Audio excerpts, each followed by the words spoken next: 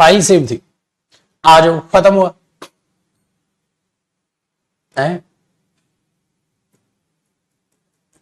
यही वाली थी क्या? हाँ ये वाली थी, ये फाइल सेव थी, यहां से आगे बढ़ना है, ठीक है। Very good. देखिए जरा ध्यान से सुनेगा, यहां मैंने बोला my mother said to me I, तो मैं आपको सिखा रहा था केस 1 स्पीकर कैसे चेंज करते हैं, है नहीं। स्पीकर चेंज करते हैं हम सब्जेक्ट के हिसाब से, यहां जो लिखा है उसके हिसाब से हम जो है आई स्पीकर को चेंज कर लेते हैं। आई को चेंज कर रहे थे, वी तक अभी मैं नहीं पहुंचा था। चलिए दोबारा देखिएगा जरा, यहां एक सेंटेंस में उसने लिखा माई फादर, मेरे साथ साथ कॉपी रखिएगा, my father said to me, my father said to me, हाँ I will help the boy, मैं उस लड़के की मदद करूंगा। पापा ने मुझसे कहा था मैं उस लड़के की मदद करूंगा। जब आप इसे चेंज करेंगे मेरे भाई, तो आप ये बोलेंगे माई फादर सेड टू, आप टोल्ड कर लेंगे, कोई बड़ी बात नहीं, आपको पता है टोल्ड मी दैट। हाँ, अब जो आई है आप किसके हिसाब से उसे चेंज करने की कोशिश करेंगे? फादर के हिसाब से आप उसे चेंज करने की कोशिश करेंगे, ये बात तो मानते हो आप? Very good. तो जब आप इसे फादर के हिसाब से चेंज करेंगे, क्योंकि आई पापा के मुंह से निकला है, तो मुझे वो ही में ही कन्वर्ट करना होगा, क्योंकि यहां आई फादर के लिए होगा तो he would help the boy हो जाएगा। भाई नाउन में तो कोई चेंजेस आएंगे ही नहीं। सही हो गया, आसान काम हमारे लिए हो गया, ठीक है। Very good. अब ध्यान से सुनिएगा, ध्यान से सुनिएगा, जब आप इसे नेक्स्ट रूप में देखें, अब मैं आपको ना बेसिकली आई के तो एग्जांपल करा दिए, अब मैं वी पे लेकर आ रहा हूं आपको। वी थोड़ा सा लेंदी पड़ेगा, तो उसे बड़े ध्यान से सुनेगा। अगर मैं यहीं पर एक क्वेश्चन ये बना दूं, my father said to me, हाँ, और पापा ने कहा we have been in the army, कि हम आर्मी में रह चुके हैं। तो भाई पापा और पापा के दोस्त होंगे जो आर्मी में रह चुके होंगे, मुझे बता रहे हैं पापा के बेटा हम आर्मी में रह चुके हैं। सही। देखो my father said to me we have been in the army, पापा ने मुझसे कहा हम आर्मी में रह चुके हैं।